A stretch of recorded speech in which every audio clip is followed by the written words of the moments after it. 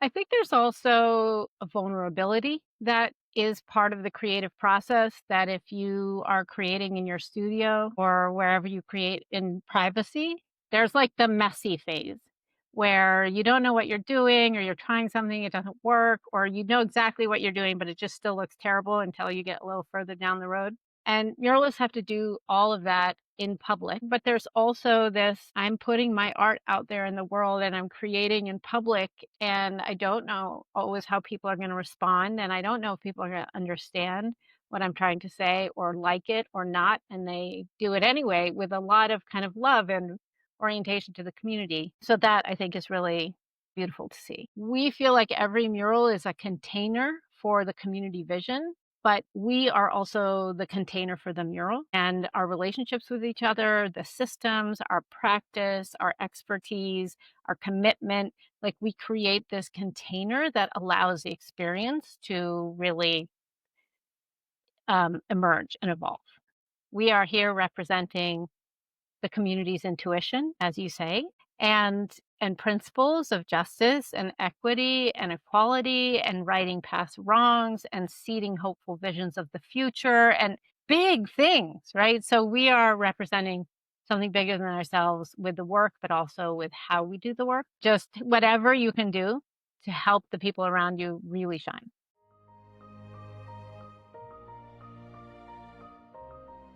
Hello, friends. It's me, Donnabelle, your host of To Hum is Human, the podcast where we explore the transformative power of tuning into our intuition to express our passionate purpose. I'm so glad you're here. Today's episode is all about art that listens, responds, and transforms not just walls, but entire communities. I think you're going to love my next guest. Britt Ruhe is the executive director of Commonwealth Murals and a powerhouse in the world of public art.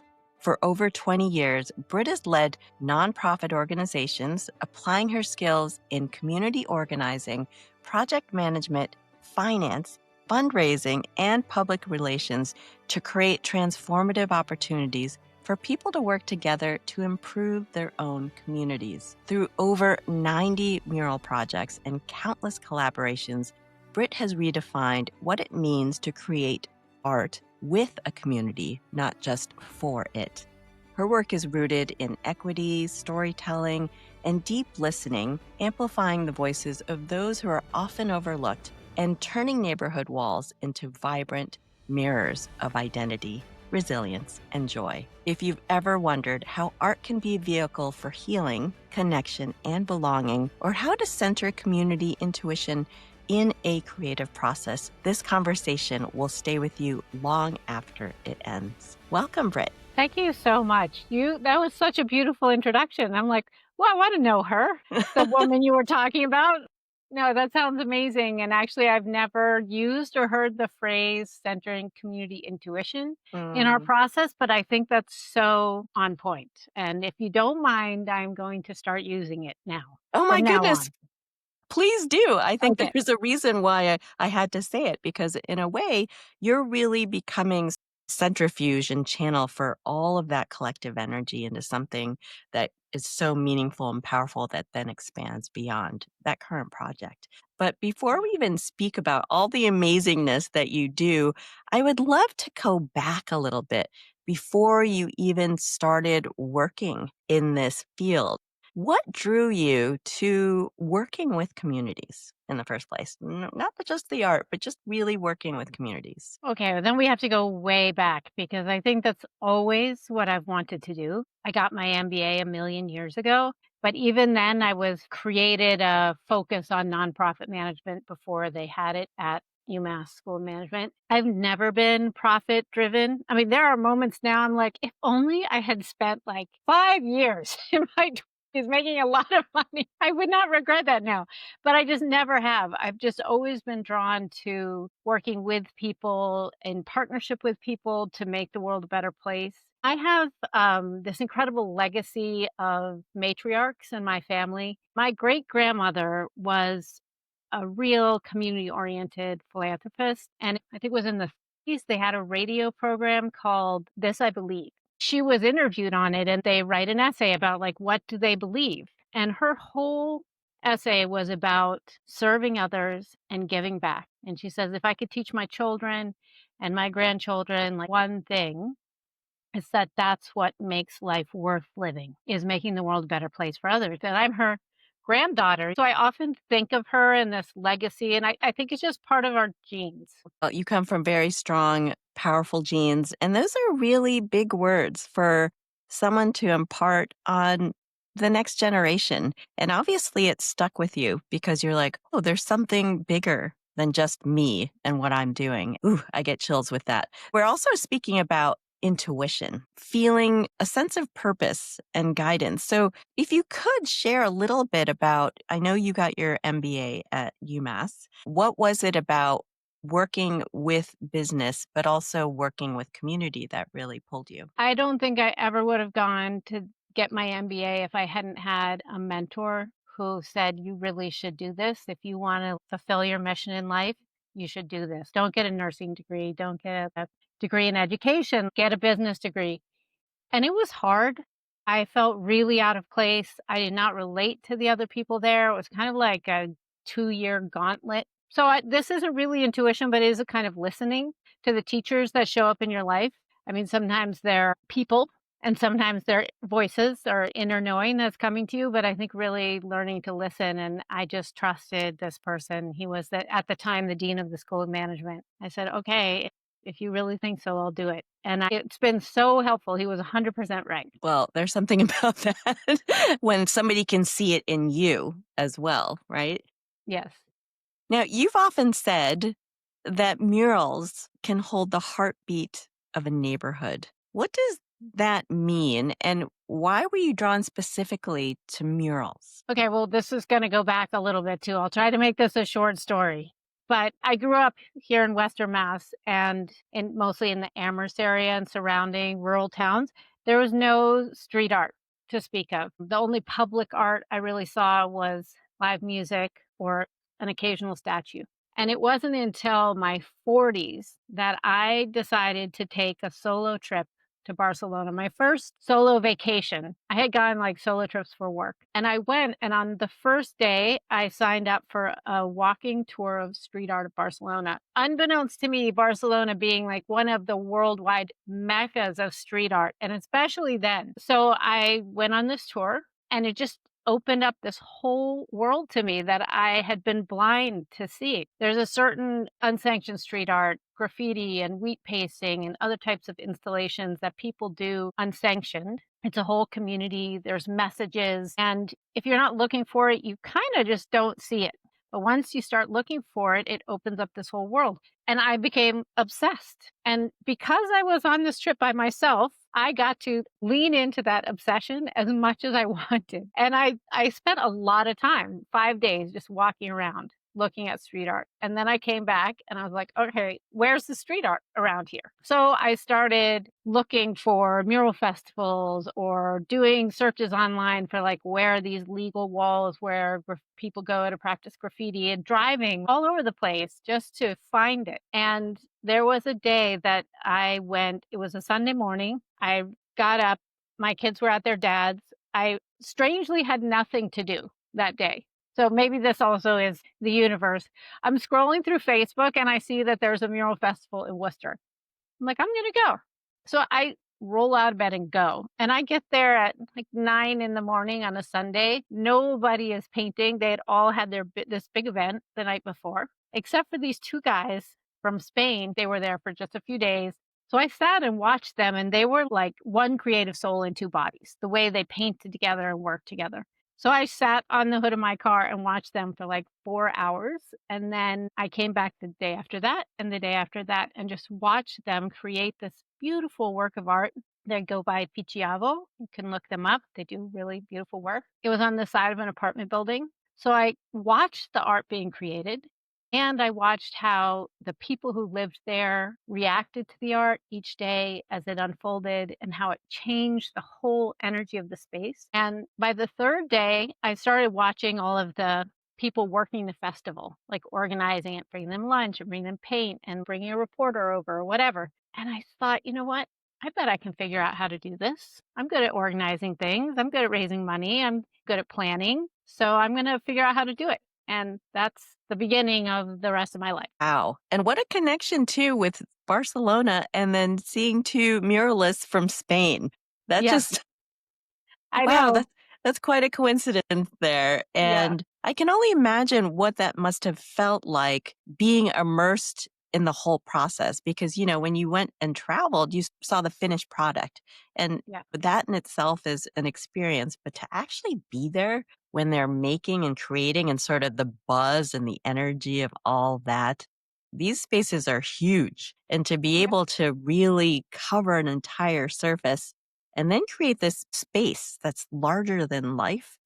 You can't not experience something quite otherworldly, I would think. I think there's also a vulnerability that is part of the creative process that if you are creating in your studio or wherever you create in privacy, there's like the messy phase where you don't know what you're doing or you're trying something, it doesn't work, or you know exactly what you're doing, but it just still looks terrible until you get a little further down the road. And muralists have to do all of that in public and work through it, and every wall is different, and even if they have a vision, things happen and they have to adjust on the fly. Now that I've had the pleasure of getting to know many muralists, it's like the extreme sport of the art world.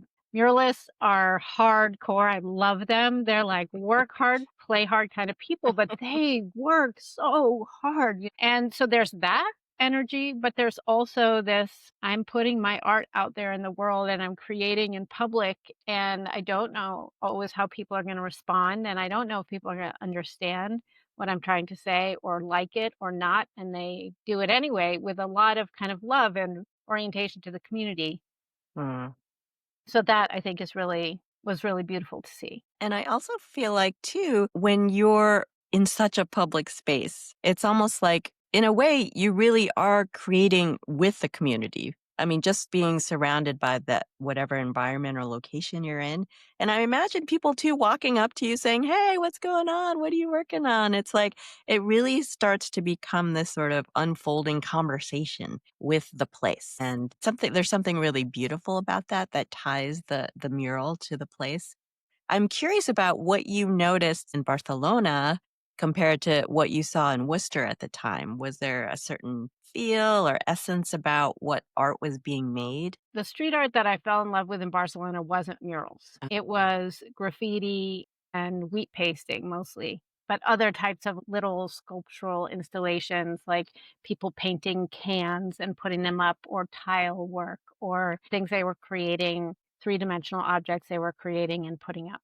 And then Worcester was definitely a mural festival, and there is definitely a range of community orientation among mural projects and muralists. And a very traditional or typical mural festival, people will come and paint, often just for the cost of their paint and their flight and their hotel, because they get this big wall and they get to paint whatever they want. And it's a definitely an exchange of value for the artist. And if they're really good at what they do, and they are public artists, so hopefully they're thinking a little bit about the context or a lot about the context and creating a work of art that they feel like reflects the place where that art is living. Mm. But they're still kind of doing what they want, and often they're figuring out what they almost all the time, they're figuring out what they want to paint before they even show up in the community. So that's what was happening in Worcester. Again, beautiful art, and that's what I thought it always was when I started. So Mm. when we did our first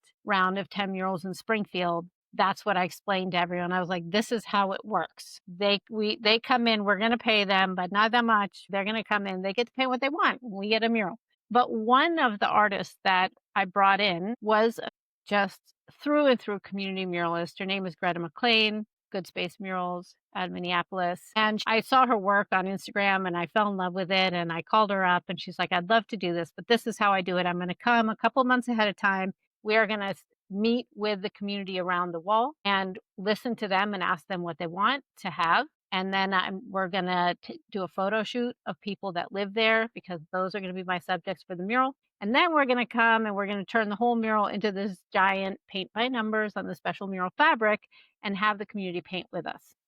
Oh, sounds great. And so that first year we did 9 murals kind of in this traditional mode and this one like that. And it was another Barcelona moment for me where I was like, wait a minute, like, we can do it that way. Look what's happening here. It again was this other moment that just blew my mind. And so now we've worked lots with Greta. She's trained me, she's trained Commonwealth Murals crew. We've done lots of trainings of artists together. And whenever possible, that's how we do murals now, is following her model. But not all muralists have that orientation. Hmm. Well, that seems a very special orientation because, as you're saying, she's very much community based. And how more involved can you bring in the community than actually having them painting the mural with you? Like, what a novel concept. And I imagine, too, as you're working with these communities and neighborhoods, and when you're bringing people together about what they want to express on their wall, I imagine there's a lot of complexity about identity and representation where you're at. And some of these things could probably include grief or trauma or joy or resistance or hope within a mural project. What have you witnessed when you bring this layer of complexity in the unfoldment of the process and collaboration? Well, it's because we've done so many murals like this in Springfield, they're all connected. And now there's an expectation, which is beautiful because this is not the case in most places. There is an expectation on people in Springfield that they will have a say in the murals and the public art that goes up in their community. So that first mural we did with Greta, everyone in it, it's a huge mural. It's on the side of a parking garage. It's right behind the Mass Mutual Center. 700 people helped paint it. It's huge. Wow. And it's full of people who live there, who are known only to the people who live there. And even lots of people who live there probably have never met the 10 people that are in the mural. Then a year later, we did another mural. It was in the same way, and it was of a man, Randolph Lester, who was known as Preacher Man in his neighborhood. And he was someone who was a servant of his community for his whole life, and towards the end of his life struggled with mental health issues and spent a lot of his time out on the street. Even though he had a family, he had a home he could have gone home to, but he didn't. He was mostly on the street, and he would tap on people's windows and give them a little tract from the Bible and then some like lottery numbers to play, or tell them a joke, or like smile or talk to people. So he became very, very well known, and he passed away, I think, in 2017. So someone in the neighborhood came to me and said, "Can we do a mural of Preacher Man?" I said, "Sure." So we did this mural of Preacher Man, and Greta designed it. It was our first training. We trained 4 local artists in this technique through the process, and she depicted him like an angel is kind of depicted in Renaissance paintings. So she really elevated his stature, but it was a very lifelike portrait. And as we were putting it up, hundreds of people came by every day, stopping and saying, "I heard that there's a mural of Preacher Man going up. I had to see it myself to believe it." People were coming and crying, taking pictures, sending pictures to their family who had moved away. And one man came, he was looking at it, taking pictures, he was cried, and he's like, "Seeing this mural of him, that someone like him can be celebrated in a mural, makes me believe that no matter how far down I fall, I'm worth something." Mm, So like gives me chills. But that mural, because he was so well known in the community, it really shifted the trajectory of public art in Springfield, because mm, people suddenly were like, we can have a mural of whoever we want. If we decide somebody's important, we can have a mural of them. So and that's what's happened. People mm, really love to celebrate not generally the people in the news or in the history books, but their neighbors, their mothers. So many people have stopped as we put up a mural. They stop their car, they get out and say, "Your next mural, I just want to say the person that should be on it is my mother." And as a mother, of course, I really appreciate this. But people want to celebrate the kind of caring that happens in their community that goes without notice, often even by the person who's doing the caretaking, mm. which is just so beautiful. And it really shows that everyone has value. It Yes. just reaffirms that, and it gives people also a perspective too. Perhaps maybe they had a different perspective of Preacher Man. And then seeing him in this context, it's just like, wait a minute. Okay. Like Yes. taking them to a different place. And I think there's something very powerful in that as well. Now, I know that a lot of these projects involve the community and coming in and helping. And I know Paint by Numbers is one of the ways in which you can make it more accessible to people. But what would you say to someone who doesn't see themselves as creative but wants to be part of reimagining their neighborhood? Well, if you're in Springfield, then yes, you get to, right? I mean, there will be an opportunity. You do not have to be creative. I have my MBA. I'm not an artist. I am I'm a little better at painting than I was 5 years ago, but I really can just, like, fill in an area with a flat color. Don't ask me to blend anything or do any kind of detail. So, the whole process is set up to be very accessible. We have worked with people. We did a project last year with Springfield Public Schools. We had 1,000 students, kindergarten to 12th grade. They were Wow. all working together in their art classes to paint 15 murals that went up in the schools. So you truly do not need any artistic skill to meaningfully contribute because murals are really big. They take a lot of paint, a lot of layers, a lot of work.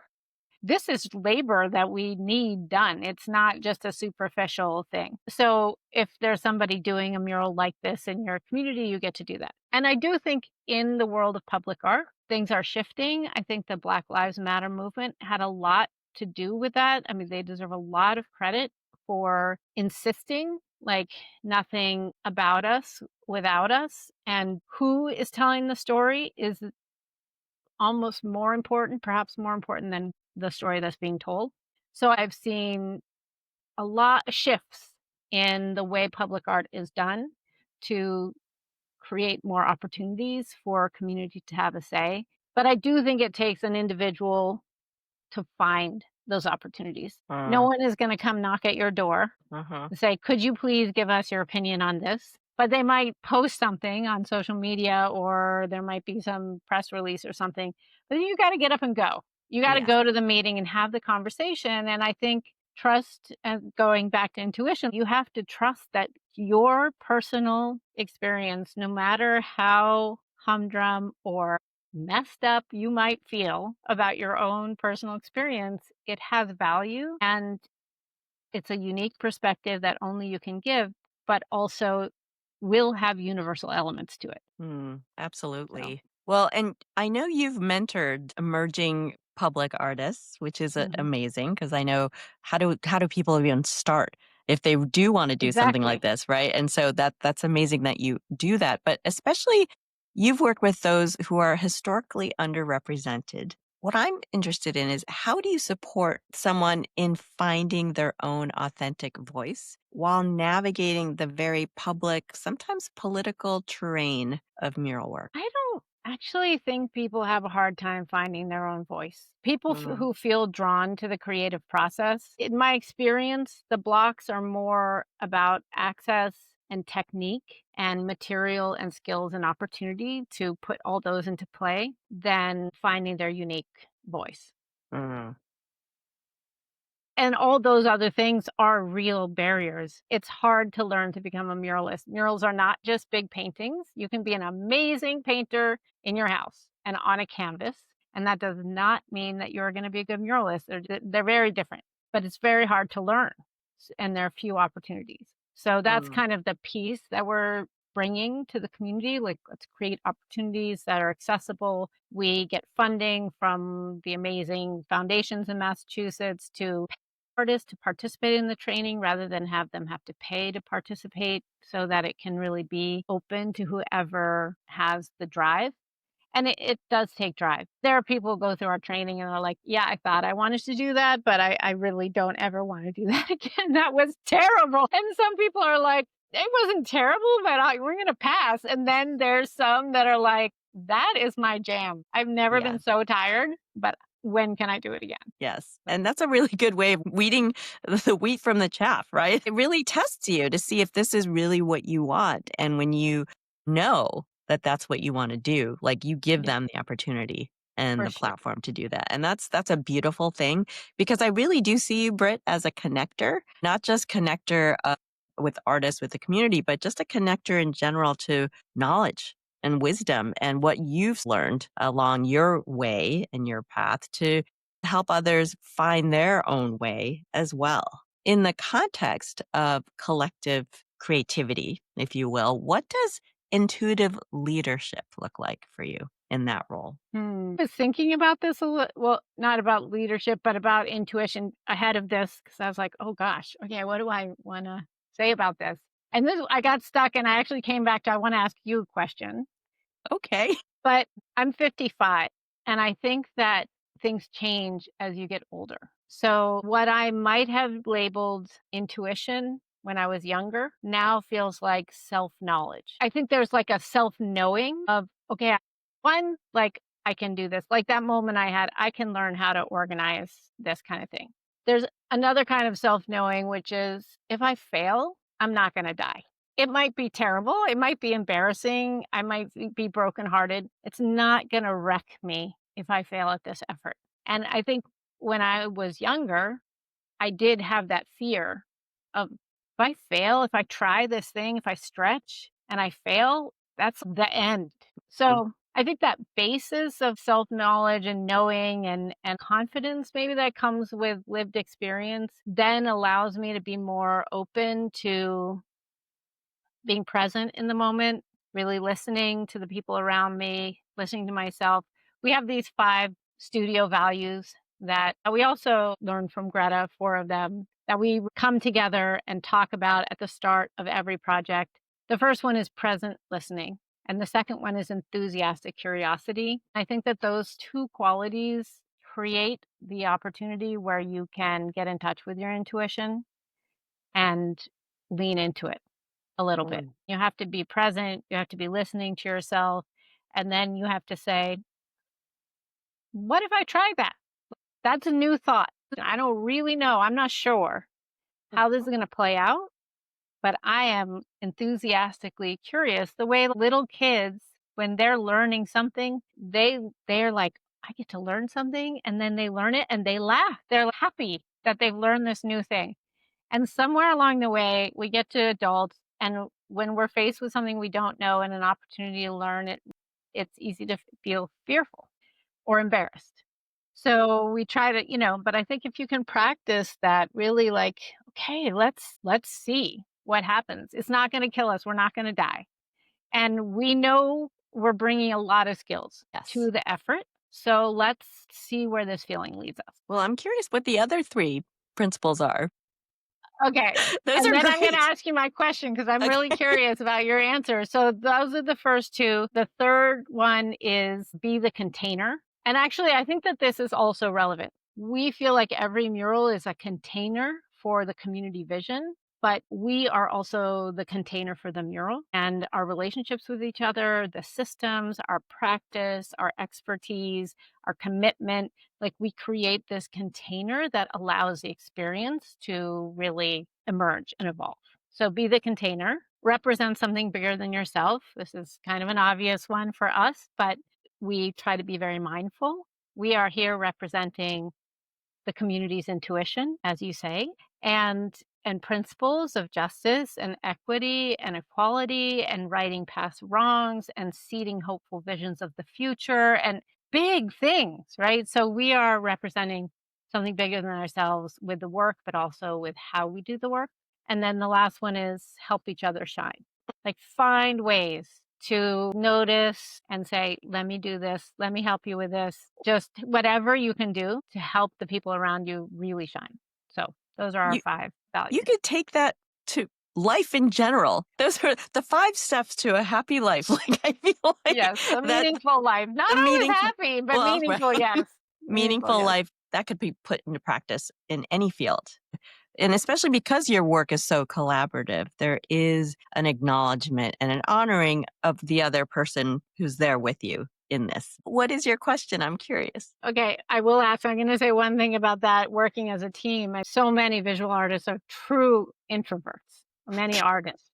And most of the people on the Commonwealth were all introverts, and we work in team and in community all the time. Mm. So we joke about it in the studio. I got everybody these pins that was their social battery, and it had Mhm. like a sliding scale thing so they could like put it all the way down to the red end with the frowny face when they're like, just don't talk to me. I just want to paint. But we're walking that line all the time, I guess. Yes. So my question to you has to do with intuition versus self-knowing. Mm. What's the difference? Well, I think they're actually both in the same. So, what I feel like when we are tapping into something that's guiding us towards what our purpose is in this life, I feel like Mhm. you're actually remembering a part of yourself that already knew that this was your path. And so being open and receptive to it is actually you tapping into your own intuition, which is in itself your own inner knowledge. That's my perspective because I feel like there are parts of you that you already express in other ways, and they might just be in different facets of your life. But when you all of a sudden feel like all those pieces come together in a cohesive way, you just know. There's just a knowing that that's what you're supposed to be doing with it. That's why I'm talking with you today, because you did sort of see coincidences and synchronicities, if you will, of parts and pieces. And then when it clicked, you're like, oh, yeah, that. And anyway, I don't know if that helps answer It your question. does. It does, because I actually feel like there's the self-knowing that I was thinking about was more like, these are things that I know because I've experienced that I've, like, proved them to myself. Mm-hmm. I've learned them inside out, I've experienced them, so it's like this bedrock, but intuition is like the knowing I'm about to have that I Mm-hmm. don't quite have yet. Yes. It's, like, right there at the edge. Yes. And Okay. to be a yes to exploring and being curious and trying it out, whether or not you fail, you Enthusiastically curious. enthusiastically curious. Truth be told, this podcast was a stretch for me. I felt intuitively that I was to start this podcast to share other people's stories. And the whole process, I had to learn myself. And I'm like, oh my goodness, I don't know how to do any of this. But here we are through trial and error. And I know I'll get better as I go along, but it is a process. But in doing this, I've had so much incredible joy in discovering other people's stories. And there's Yeah. something to that sharing that adds to this collective knowledge, right? That we're Yes. really tapping into that interconnected web that we're all part of. And it's I so I beautiful agree. when people express that part of themselves. Yes. Now, you're Kudos to you for jumping in and doing this, even though you didn't really know how. That was totally me, starting Commonwealth Murals. I look back at what we accomplished that first year, and I do feel like that was some help from somewhere outside of myself because it's a miracle that nothing went wrong.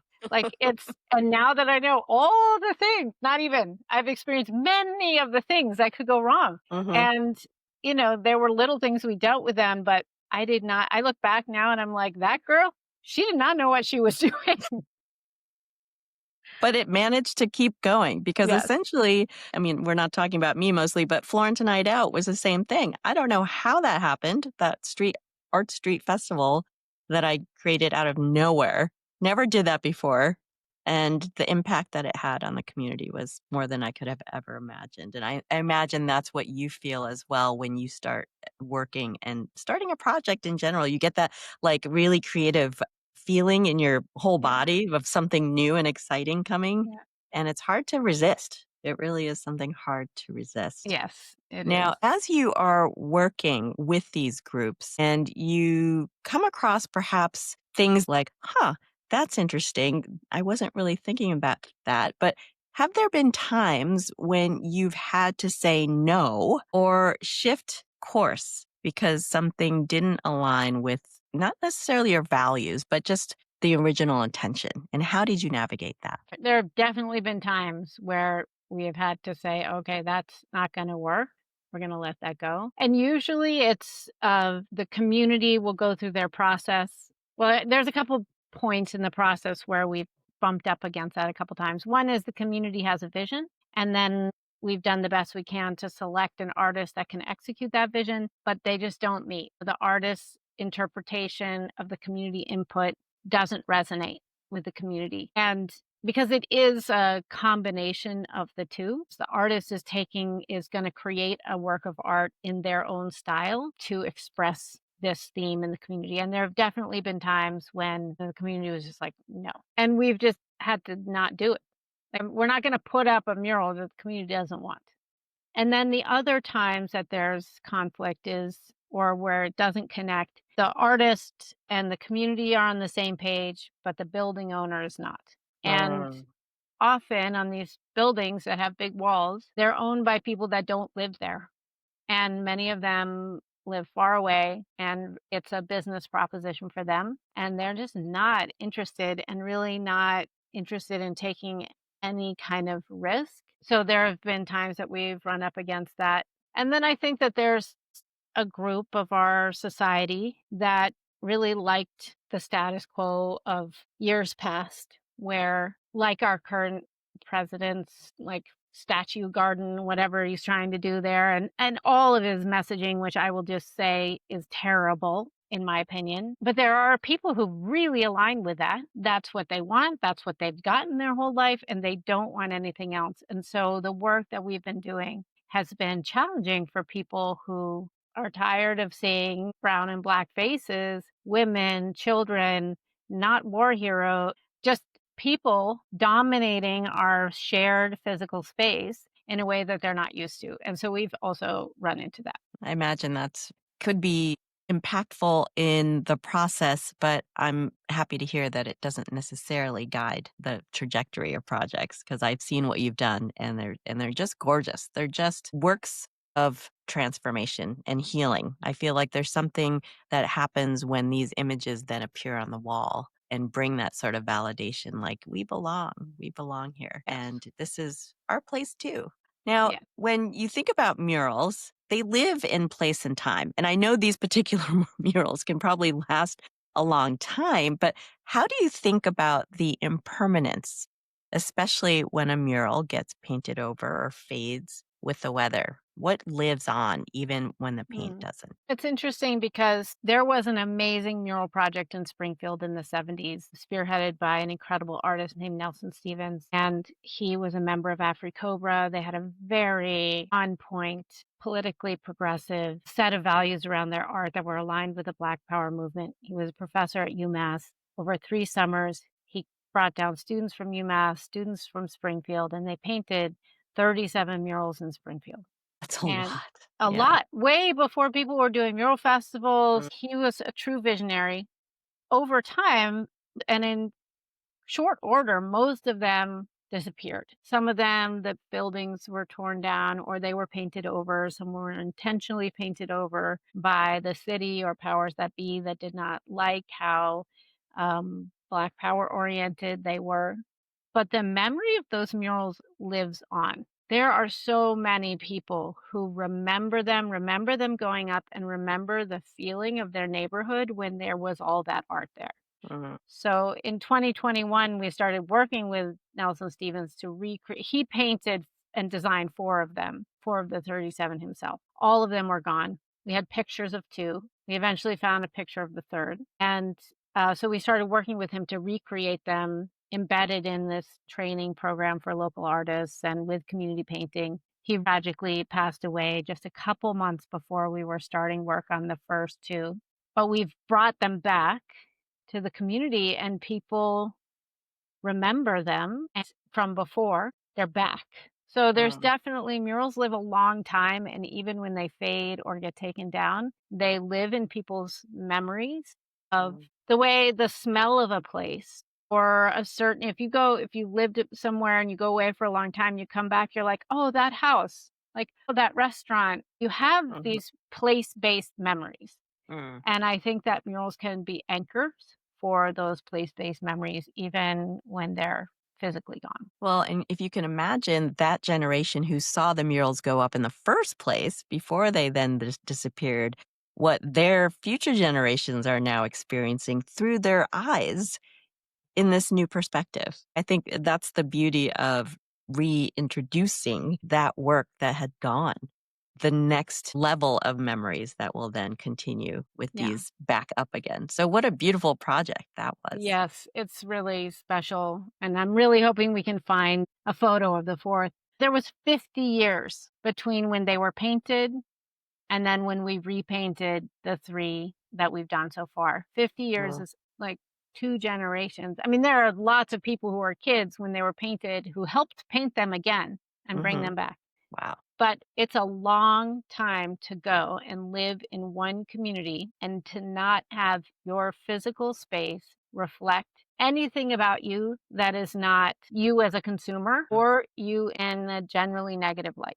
Too long. Hopefully, that will never happen again. Mm. I mean, these murals we're making will disappear at some point, but hopefully, new ones will come up and we won't have a 50-year span where our physical spaces don't reflect us. Well, and I think the fact that they have been repainted at this time is actually really pivotal because we need images like that again to Yes. help people feel more empowered in their place. Now, Britt, you mentioned you're 55.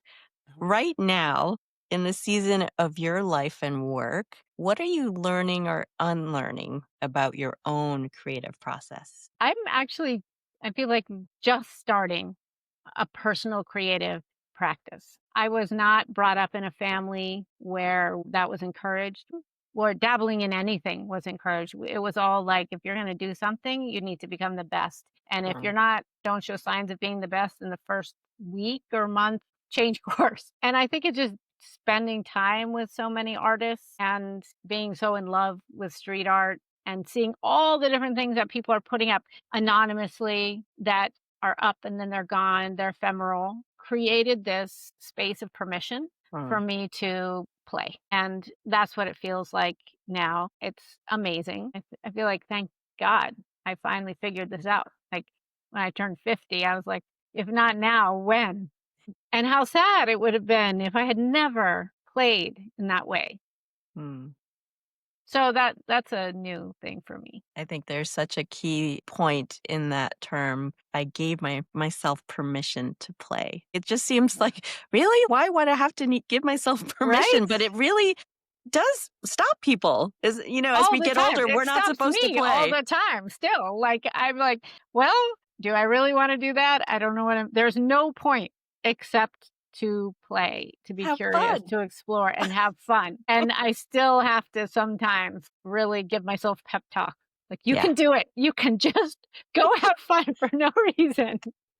It seems like a luxury, right? Oh my goodness. Anyway, where can people find out about you and what you do? Where should they go? They should listen to this podcast and all the other ones that I'm really excited to listen to that you've done. But we have a website, commonwealthmurals.org. We're on social media, common.wealth.murals, Instagram, Facebook. And that's where we'll post events we're having where people can come paint, either community paint party or some open studio hours where people can just kind of show up and help us paint in the studio, or when we're doing trainings for people who want to learn these techniques of community engaged mural making. We'll be launching one in the fall, which I'm excited about. We're focused in Holyoke. So, but yeah, social media. And we also on our website, you can sign up for our newsletter. We definitely don't bombard people's inboxes at all. You're too busy painting. We try to do it every couple of months, but you won't get a lot of emails from us. But you can also do that. Social media is definitely the best way. Well, Britt Ruhe, you've reminded us that murals aren't just paint on bricks. They're This is invitations to listen, to witness, to belong.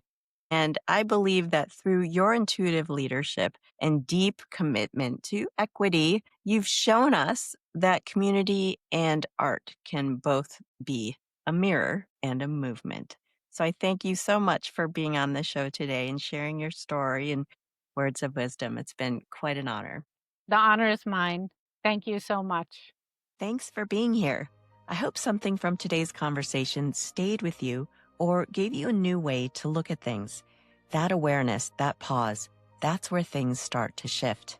If you enjoyed this episode, please subscribe, leave a review, or share it with someone who might need it.